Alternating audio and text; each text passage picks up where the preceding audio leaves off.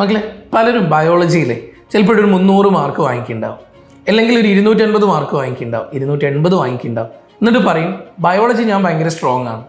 സത്യത്തിൽ ഇത് ശരിയാണ് നിങ്ങൾക്ക് തോന്നുന്നുണ്ടോ? ഒരാൾക്ക് നീറ്റ് ക്രാക്ക് ചെയ്യാൻ ഈ കഴിഞ്ഞ വർഷങ്ങളിൽ 652 മാർക്കിന് മുകളിൽ വേണ്ടി വരുന്ന ഒരു സാഹചര്യത്തിൽ ബയോളജിയിൽ 300 മാർക്ക് വാങ്ങിച്ചുകൊണ്ട് ഞാൻ ബയോളജി അടിപൊളിയാണ്, എനിക്ക് മറ്റു സബ്ജക്റ്റാണ് ബുദ്ധിമുട്ടെന്ന് പറയുന്നത് ഒരിക്കലും നല്ല കാര്യമല്ല. അപ്പം നമുക്ക് ഈ ബയോളജിയിലൊക്കെ തന്നെ ഈ മാർക്ക് വാങ്ങിക്കുന്ന കുട്ടി എങ്ങനെ വീണ്ടും ഒന്നും കൂടെ മുന്നോട്ടേക്ക് എത്താമെന്ന് അറിയണ്ടേ? ഇനി അതല്ല, നിങ്ങൾ ചെറിയ മാർക്കിൽ നിൽക്കുന്ന കുട്ടികളാണെങ്കിലും നിങ്ങൾക്ക് എങ്ങനെ ബയോളജിയിൽ നല്ല രീതിയിൽ സ്കോർ ചെയ്യാന്നുള്ളത് നിങ്ങൾ നോക്കണം. അതിന് വേണ്ടിയിട്ടേ ഒരൊറ്റ കാര്യം നമുക്ക് ചെയ്യാൻ പറ്റുന്നത്, NCERTയിലെ ഓരോ ലൈനും നല്ല കറക്റ്റായിട്ട് മക്കൾ അറിഞ്ഞിരിക്കുക. NCERT നിങ്ങൾ കറക്റ്റായിട്ട് പഠിച്ച് തന്നെ പോവാം. NCERT നന്നായിട്ട് എത്ര തവണ നിങ്ങൾക്ക് ഓരോ ചാപ്റ്റേഴ്സും വായിക്കാൻ പറ്റുമോ അത്രയും തവണ നിങ്ങൾ NCERT വായിക്കണം. NCERT വായിക്കുന്നതിനൊപ്പം തന്നെ അതത് ചാപ്റ്ററുകളിൽ ഒരു 300ഓളം ക്വസ്റ്റ്യൻസ് എങ്കിലും നിങ്ങൾ ചെയ്ത് നോക്കുക. അപ്പോൾ നിങ്ങൾ ക്വസ്റ്റ്യൻസ് നോക്കുമ്പോൾ നമുക്ക് കുറേ ഐഡിയ ആയി. എവിടെയെങ്കിലും ഒരു തിയറിയിൽ എന്തെങ്കിലും മിസ്സിങ് വരുന്നത് ക്വസ്റ്റ്യനിലൂടെ നമ്മൾ പഠിച്ചെടുക്കും. എത്ര കണ്ട് എക്സാംസ് എഴുതുന്നു, ദാറ്റ് മീൻസ് നിങ്ങൾ ഈ ക്വസ്റ്റ്യൻ ചെയ്യുന്നതിനനുസരിച്ച് കുറച്ച് ക്വസ്റ്റ്യൻസ് നിങ്ങൾ എക്സാമാണെന്ന് മനസ്സിൽ വിചാരിച്ചിട്ട് എഴുതാൻ നോക്കുക. ചില കുട്ടികൾ കുറേ സമയം എടുത്തിട്ട് കാര്യമില്ല. പാസേഷൻ റീസണൊക്കെ വരുന്ന സമയത്ത് കുറേ നേരം അതും നോക്കിയിരുന്ന് കഴിഞ്ഞാൽ നമ്മുടെ സമയം നഷ്ടപ്പെട്ടു പോകും. അതുകൊണ്ട് നമ്മൾ സമയം മാനേജ് ചെയ്യാനും പഠിക്കണം. ഇനി അപ്പോൾ നമ്മൾ കുറച്ച് ക്വസ്റ്റ്യൻസ് എക്സാമാണെന്ന് വിചാരിച്ച സമയമൊക്കെ സെറ്റ് ചെയ്ത് നമ്മൾ ചെയ്യാൻ നോക്കുക. നമ്മളെ സംഭവിച്ചിടത്ത് നീറ്റിൽ 3 മണിക്കൂറല്ലേ ഉള്ളത്. ഈ 3 മണിക്കൂറിൽ തന്നെ ബയോളജിയിലല്ലേ 90 ക്വസ്റ്റ്യൻസ് ഉള്ളത്. ഈ 90 ക്വസ്റ്റ്യൻസ് എന്ന് പറയുമ്പോൾ 90 ക്വസ്റ്റ്യൻസിനാണ് 360 മാർക്ക്. ഈ 360 മാർക്ക് അവിടെ കിട്ടുക എന്നുള്ളതാണ് നമ്മുടെ ഏറ്റവും വലിയൊരു കാര്യം. അപ്പോൾ അതിന് വേണ്ടിയിട്ട് മക്കൾ എന്താ ചെയ്യേണ്ടത്? നന്നായിട്ട് ബയോളജിക്ക് ഇമ്പോർട്ടൻസ് കൊടുത്തേ പറ്റൂ. അപ്പം ബയോളജി മാത്രം നോക്കിയിരുന്നിട്ട് 3 മണിക്കൂർ എക്സാം എന്ന് വെച്ചിട്ട് 1.5 മണിക്കൂർ ബയോളജിയിൽ ഇരുന്നാൽ പോരാ. നമ്മളൊരു മാക്സിമം ഒരു 45 മിനിറ്റ്സിൽ നമ്മൾ ബയോളജി തീർക്കാൻ പറ്റണം. അപ്പോൾ നമുക്ക് 1 മിനിറ്റ് പോലും ഒരു ക്വസ്റ്റ്യൻ ഇല്ല ആണല്ലോ.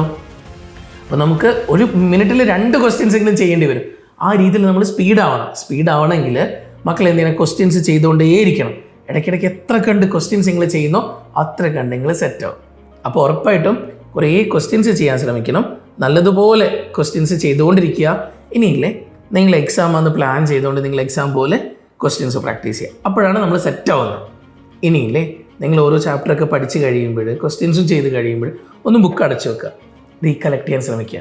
മക്കളിങ്ങനെ ഓരോ ചാപ്റ്ററും ആലോചിച്ച് നോക്കുക. ഓക്കെ, ഈ ചാപ്റ്ററിൽ ഇങ്ങനെ മേജർ സൈഡ് ഹെഡിങ്സ്, അതിൻ്റെ അണ്ടറിൽ ഇങ്ങനെ കാര്യങ്ങൾ, ഇതൊക്കെ നിങ്ങൾ റീകളക്ട് ചെയ്യാൻ ശ്രമിക്കുക.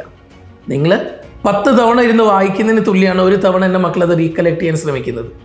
അപ്പം മേജർ പോയിന്റ്സ് വേണേൽ ചുമ്മാ എഴുതിയിട്ടോ, എന്നിട്ട് ഇങ്ങനെ ഓർത്ത് നോക്കിക്കും. അപ്പോൾ നമുക്ക് പഠിച്ച കാര്യങ്ങൾ കുറേ ടൈംസ് പഠിച്ചതുപോലെ നമ്മുടെ മനസ്സിനുള്ളിൽ ഓർത്തിരിക്കാൻ പറ്റും. നിങ്ങളിനി ഒരു എക്സാം എഴുതാൻ പോവുക. ആ എക്സാം കൊടുക്കുമ്പോൾ നിങ്ങൾക്ക് എന്താണ് തെറ്റിപ്പോയേക്കുന്നത് നിർബന്ധമായിട്ടും അത് നോക്കണം. ആ തെറ്റിപ്പോയ ഓരോ കാര്യങ്ങളും നിങ്ങൾ അതിൻ്റെ മിസ്റ്റേക്ക് ബുക്ക് തന്നെ വെച്ചിട്ട് അതിനുള്ളിൽ നിങ്ങൾക്ക് എവിടെ മിസ്റ്റേക്ക് പറ്റി അത് എഴുതി വെക്കണം. എന്തിനാണെന്നറിയോ? കുറേ അങ്ങോട്ടേക്ക് എത്തുമ്പോൾ എവിടേക്കായിരുന്നു ഞാൻ മിസ്റ്റേക്ക് വന്നെന്ന് നോക്കിക്കഴിഞ്ഞാൽ ആ പോയിന്റ്സ് ഒന്നും കൂടെ മനസ്സിലേക്ക് ഉറയ്ക്കും. അതൊരിക്കലും പിന്നീട് തെറ്റിപ്പോവില്ല. ഇനി ഒരു കാര്യം കൂടെ പറയട്ടെ, നമ്മൾ ഓരോ ചാപ്റ്റർ പഠിക്കുമ്പോഴും ഒരൊറ്റ A4 പേപ്പറിൽ ആ ചാപ്റ്ററിനെ ഏറ്റവും കണ്ടൻസ്ഡ് ആയിട്ടുള്ള ഫോമിലേക്ക് നിങ്ങൾ എഴുതി വെക്കണം. ഡിഫറെൻറ്റ് കളർ പെന്നൊക്കെ വെച്ചിട്ട് അടിപൊളിയായിട്ട് എഴുതി വെക്കുക. അപ്പോൾ നമുക്ക് അവസാനമാകുമ്പോൾ എത്ര നമ്പർ ഓഫ് ചാപ്റ്റർ ഉണ്ടോ അത്ര നമ്പർ ഓഫ് പേപ്പർ മാത്രമേ നമ്മുടെ കയ്യിൽ കാണൂ. ആ പേപ്പർ മാത്രമായിരിക്കണം എക്സാമിന് തലേദിവസമൊക്കെ ചുമ്മാ നമ്മളിങ്ങനെ മറിച്ചിട്ട് നോക്കുന്നത്.